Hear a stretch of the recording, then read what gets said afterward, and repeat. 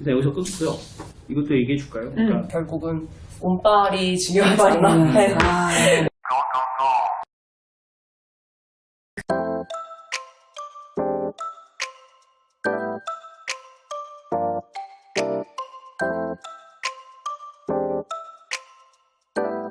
카카오 패밀리 기업의 공모 청약에 대해서 예비 청약자들이 진짜 궁금해하는 것들만 모아봤습니다. 카카오뱅크, 카카오페이 중복 청약 안 되나요? 네, 안 되죠. 왜냐하면 띠 이렇게 안 돼요? 안 돼. 네, 왜냐하면 이제 지난달에 이제 19일까지 증거신고서를 제출한 기업이 한해서 되는 거라서 이제 이 아까 말씀하셨던 두 기업들은 이제 그 이후에 증거신고서를 제출한 만큼 중복 청약이 불가능합니다. 그래서 이제 보시면은 이제 중복 청약이 안 되기 때문에 이들은 이제 증권사 중에서 뭐 여러 증권사의 계좌를 보유하고 계시다고 하더라도 한 곳에 청약한 것만 인정을 받게 됩니다. 그래서 만약에 중복 청약을 하신다고 해도 청약 수량에 관계없이 가장 먼저 접수된 것만 유효하다는 점을 알아두셨으면 좋겠고요. 그 다음에 같은 시간에 또 중복 청약하거나 또 전산장애로 시간이 또 확인이 불가능할 경우에 청약 금액의 큰 순서, 그 다음에 경쟁률이 낮은 회사 순으로 순차적으로 진행된다는 점, 이 두 가지를 알아두셨으면 좋겠습니다. 네, 그 카카오페이는 중등배분만 된다고 하던데 그 한 주라도 더 확보할 수 있는 전략은 없을까요? 카카오페이는 일단 상장을 추진한다고 밝힌 당시에 국내 IPO 시장 중에선 사상 처음으로 100% 균등 배정을 방식으로 진행을 한다고 밝혔습니다. 우리는 국민주다. 네, 약간 이렇게 모두 다 함께 이렇게 균등하게 누려보자. 약간 이런 컨셉인 것 같아요. 그래가지고 100% 균등 배정 방식으로 일단 진행을 합니다. 그리고 최소 청약 주수 같은 경우 보통 다른 기업들의 경우는 일단 10주로 시작을 하는데 이건 특이하게 10주가 아닌 20주예요. 그래서 20주에 해당하는 증거금을 계산을 해보면은 최대 약 96만 원 정도가 돼요. 그 공모가 상장으로 계산을 하면은. 그래서 뭐 만약에 한 100만 원 정도만 있다면은 20주에 해당하는 거를 넣어서 균등 배정을 통해가지고 한 주 정도는 받아보지 않을까, 이런 전략은 일단은 가능을 합니다. 국내에서 청약이 가능한 증권사는 삼성증권이랑 대신증권이에요. 근데 이게 물량이 각각 조금 달라요. 삼성증권은 324만 5,455주 하고 대신증권이 그거의 반 정도, 185만 3천 이 정도예요. 그렇다고 보니 그렇게 두 군데 중에서 이렇게 할 수가 있겠죠? 근데 중복 청약은 일단은 불가능하기 때문에 두 개 다 하자. 이거는 안 돼요. 그렇지만은 균등 배정이 100%인 만큼 만약에 좀 눈치 보기가 제일 중요할 것 같아요. 어쩔 수 없이. 그래서 청약 첫날이랑 둘째 날에는 각각의 분위기를 잘 보면서 접근을 해야 되는 게 필요할 것 같습니다.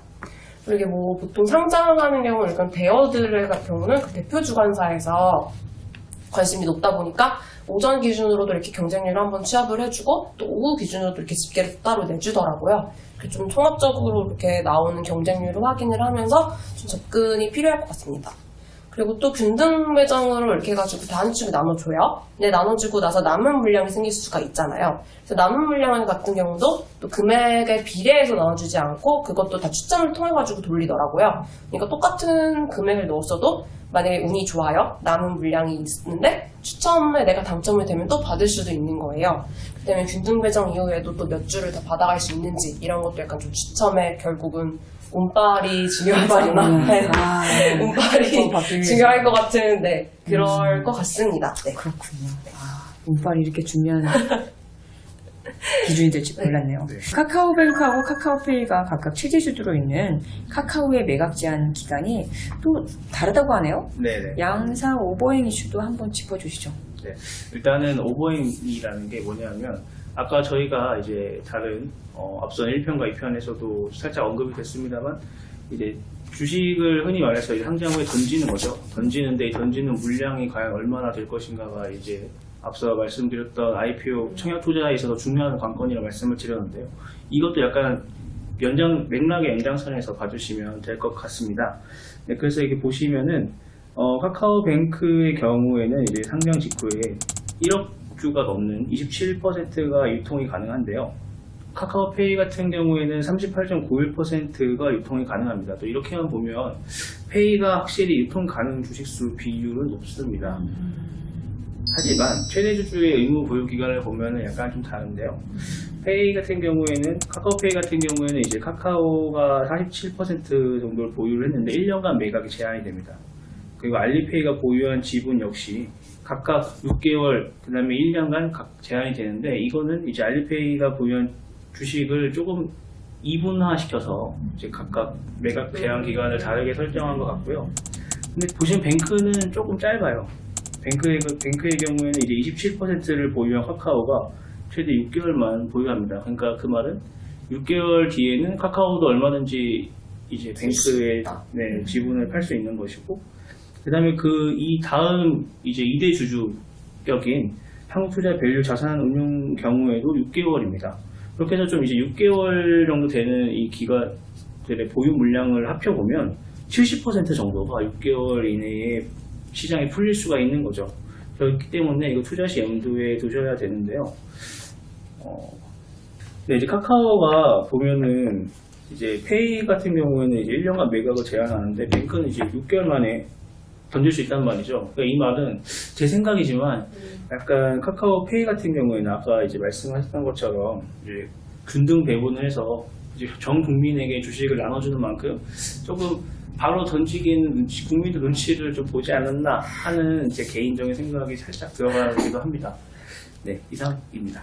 그렇군요. 네. 여기까지 하고 나니까 나머지 든 생각은 그 IPO 대여가 이번에도 흥행에 성공할까요? 저는 개인적으로 최근에 이제 테이퍼링이다 보다 해서 이 유동성 모멘텀이 예전 같지 않기 때문에 조금은 상장하는 기업별로 다르지 않을까라는 생각을 합니다. 이제 그쵸? 저도 그렇게 생각하는 거. 네, 그럴 것 같아요. 네. 어차피 그런 잘 되는 기업들은 뭐 언제든지 뭐 잘 되는 거고, 조금 사람들이 봤을 때 시장에서 뭐 당시에 조금 어쨌든 간에 주목을 받는 기업이 있을 수 있고 조금 상대적으로 관심이 덜한 기업이 있을 수 있는 것도 현실인 것 같거든요. 그 때문에 조금 그렇게 선별적으로 어떤 기업들이 더 잘 될까 이런 거를 확인을 하면서 접근을 이제는 다들 할 것 같아요. 뭔가 그렇게 공모주하면 100% 따상 이런 분위기가 일단 아닌 거라는 거에 또 다들 공감을 하실 것 같고요. 투자자분들이 똑똑해져가지고 선별 투자가 이제 가능하신 경지까지 오르신 것 같습니다. 이제 크리프톤 등 대여와 더불어서 코스닥 기업들도 잇따라 상장을 하네요. 여기 눈여겨볼 만한 기업들이 있을까요? 대여 외에도? 네, 일단은 업종들이 좀 매우 다양한 기업들이 지금 현재 상장 예정인데요. 코스닥에서만 큐라클 그리고 맥스트와 에브리봇이 이달 중으로 상장을 합니다. 그다음에 큐라클이 20일, 그다음에 맥스트가 27일, 그리고 에브리봇이 28일에 상장을 하는데요. 큐라클은 일단은 바이오 기업입니다. 이제 혈관 치료제를 개발하는 기업인데요. 회사의 설명에 따르면 이제 자체 플랫폼 기술을 통해서 이제 인체 내피세포 기반의 질병 표현형 스크리닝과 약효 검증을 종합적으로 수행할 수 있는 플랫폼을 보유했다를 제일 강조를 하고 있어요. 그래서 그 플랫폼 이름이 이제 솔바 다이스라는 플랫폼인데, 이제 임상 같은 경우에도 올해 3월 말에 진입 예정인 파이프라인도 상당히 보유를 하고 있고, 그다음에 대표가 이제 저희 이제 조영석 선배께서 다녀오셨죠. IPO 간담회에서 오늘 2024년에는 손익분기를 넘을 것이다라고 이제 말씀을 하기도 했다고 합니다. 그러니까 아직은 실적 자체에 있어서만큼은 적자를 보이고 있다라는 것도 저희가 한편 또 반면으로 생각해 볼 수 있겠죠. 근데 바이오 기업들은 대부분 손익분기 좀 넘기는 기업들이 그렇죠. 거의 없죠. 거의 다 그냥 네. 이 파이프라인 위주를 보고 접근을 하시는 거니까. 네. 그렇죠. 그래서 사실 바이오 기업을 공모주에 투자하기에는 만약에 저라면은 조금은 임상 파이프라인 예정된 진행 혹은 진행 예정인 것들을 조금 더 살펴보신 후에 천천히 투자하시는 것도 나쁘지 않을 것 같습니다. IPO 업계에서는 바이오 기업이 IPO 준비한다 그러면은 무조건 잡아야 된다 이런 게 있다고 하더라고요. 약간 그 희망과 꿈과 이런 거를 했기 때문에 그 뭔가 추후에 정말 큰 가치를 믿고 뭔가 그런 사람이 있다면은 뭐 접근을 하는 것도 사실은 뭐 나쁘지 않은 것 같기는 해요. 그렇죠. 근데 또 이제 다음에 말씀드릴 이 기업 또한 굉장히 핫한 업종에 속하는데요. 이게 메타버스 업종입니다. 이게 AR 개발, AR이 이제 보통은 이제 증강현실이라고 하죠. 그걸 개발 전문 기업인데 그 메타버스 세계관을 이제 그 구축하는데 필요한 핵심 기술을 보유하고 있다고 하고, 그다음에 삼성전자나 현대차 같은 대기업들에게도 이제 AR 솔루션을 제공을 하고 있다고 합니다. 그래서 영업이익은 아직까지 적자이지만 내년부터는 또 바로 흑자 전환을 할 거라는 증권사의 레포트 내용도 있었어요. 그래서 이제 보면은 대신증권이 올해 같은 경우에 영업손실 6억 원을 전망하지만 내년에는 118원으로 다시 흑자 전환할 것으로 보고 있다라는 레포트를 내기도 했습니다. 그리고 최근에는 사실 메타버스 관련해서 투자자들 관심이 굉장히 높은 상황이니만큼 나중에 테마주로서도 한번 눈여겨볼 만한 기업이라는 생각이 듭니다. 그렇군요. 네. 에브리봇으로 넘어가. 네네, 에브리볼도 좀 관심 있는데. 네, 로봇 청소기. 그러니까요. 집에 요새 로봇 청소기 없으면 사실 좀 힘들어요. 그렇죠. 청소하고 네. 이거 다 하려면 너무 힘드니까. 네. 그렇죠. 그래서 에브리봇 같은 경우에는 실적이 사실 이 세 기업 중에서는 가장 좋습니다. 보시면은 홈서비스 로봇 전문 기업인데도 이제 국내 시장 점유율 기준으로 1위를 차지하고 있다고 해요. 그러니까 1위를 차지하는 만큼의 또 실적이 또 굉장한데요. 영업이익 같은 경우에는 이제 지난해 129억 원 정도를 기록했는데 이게 전년 대비 795% 증가했다라고 합니다. 그 다음에 올해 1분기 같은 경우에도 이제 18억 4,700만 원을 기록하면서 전년 동기 대비 42% 증가하는 등 아직까지 상장을 하기 전임에도 불구하고 굉장히 좋은 실적을 보여주고 있다고 하겠습니다. 제가 개인적으로 봤을 때는 이렇게 실적이 좋은 기업 같은 경우에는 단기보다는 조금 장기적인 접근이 좋지 않을까라는 생각을 해요. 왜냐하면은 상장 후에 이제 상장 자금을 끌어모아서 다시 또 이제 생산 기반이나 이런 데 투자를 할 수 있고 또 그 생산에 또 투자한 만큼 또 이 점유율도 1위이기 때문에 장기적으로 보시는 게 어떨까 싶습니다. 본인이 하신다는 거, 투자 실적은 이거는 꼭 용기를 주고 말씀드리고 싶습니다. 네, 맞습니다. 네. 그리고 최근에는 조금 이제 IPO 시장을 보실 때 아무래도 이제 시장이 그 지난해 하반기만 하더라도 이제 유동성 모멘텀이라고 해서 굉장히 따상은 기본이고 맞아요. 따상부터 해서 따상상 그렇죠.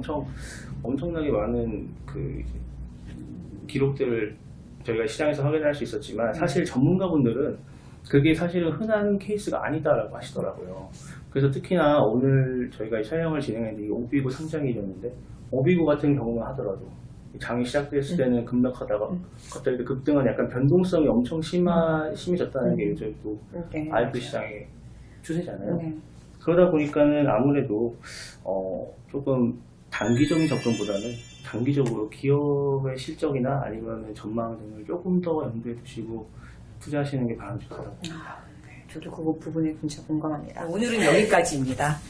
시청해주셔서 정말 감사합니다. 감사합니다.